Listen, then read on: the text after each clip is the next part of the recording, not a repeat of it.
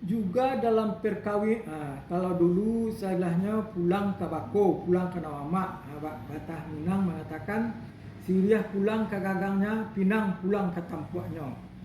Juga dalam perkawinan masih mempunyai pertalian kekeluargaan ini diusahakan jangan sampai terjadi. Gapuak jangan membuang lama, yang maksudnya gemuk jangan membuang lemak. Pengertiannya jangan sampai anak dan kemenakan kawin di luar hubungan kekeluargaan tadi. Umpamanya kemenakan si ayah yang sudah mampu berumah tangga, sudah berpenghasilan sendiri, jangan hendaknya beristri kepada keluarga lain. Sebab anak pamannya sendiri ada sebagai calon istrinya.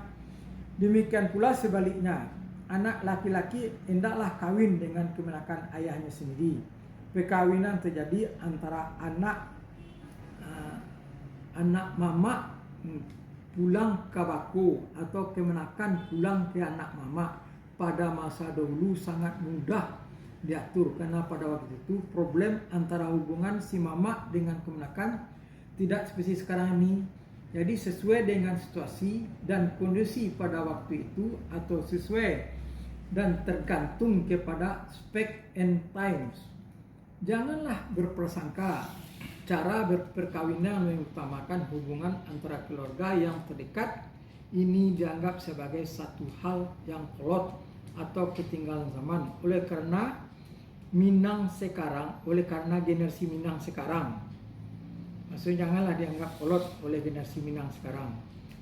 Orang-orang dahulu lebih matang pemikir dari apa yang diperkirakan.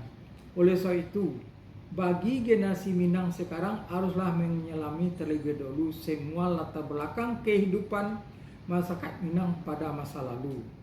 Sering kita dengar ada di antara anak muda mengatakan kawin pulang ke anak mama atau pulang ke bako tidak musimnya, sudah ketinggalan zaman dan lain-lain. Sebenarnya sebagai seorang Minang, pengetahuannya dangkal terhadap adat Minang bagi mereka yang berpendapat demikian.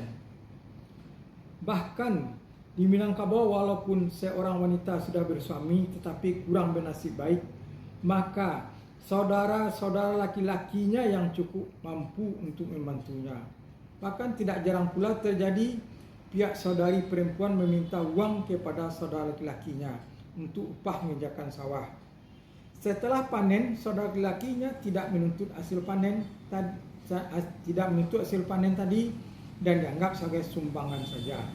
Sebaliknya, seorang lelaki di Minangkabau tidak mau menengek-engek kepada saudari-saudari perempuannya dalam menempuh hidup.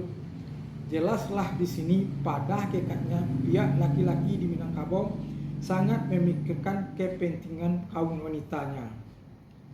Masyarakat Minangkabau menganut garis keturunan ibu adalah mengaris ibu dalam masalah perkawinan. Klaim eksagami maksudnya calon suami atau istri harus diambil di luar kaumnya. Bahkan menurut adat harus di luar sukunya pula. Umpamanya dalam sebuah kampung terdapat beberapa kaum tetapi bersamaan suku juga tidak dibenarkan.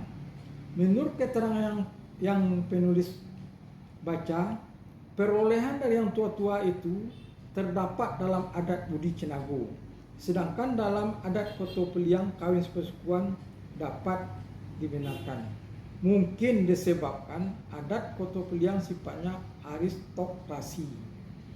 Perkawin pada garis turun ibu di Minangkabau pada masa dulunya sangat diutamakan perkawinan antara dua keluarga yang masih terdapat hubungan kekeluargaan yang dekat, umpamanya anak mama pulang ke bako dan kemenakan pulang ke anak mama. Bako maksudnya seluruh keluarga ayah yang bertali darah dengannya.